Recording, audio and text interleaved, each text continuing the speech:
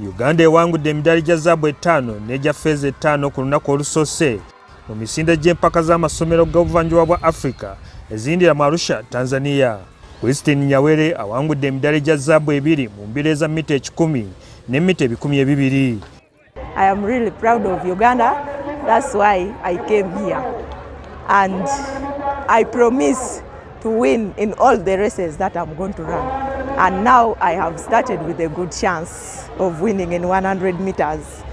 Mu mbiro z'abalenzi Raymond Omala awangudde ffeeza mu mita 1500. Silver medal kitegeeza ekintu kikulu nnyo gye ndi. Kubanga abadde it was just a matter of struggling. Kyobola mbakubye nnyo. Paulina Pio awangudde zaabu mu long jump.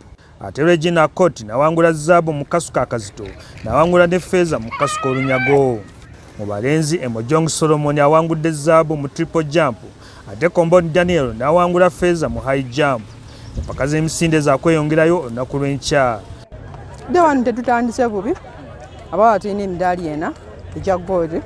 Tusuubira ojjongerako enkya. Bwe tufuna 4x4 ne 4x100 ne mixed. Abawa tetukoze bubi ne tukyalinda results ez'abalenzi naye abawala tetuli bubi.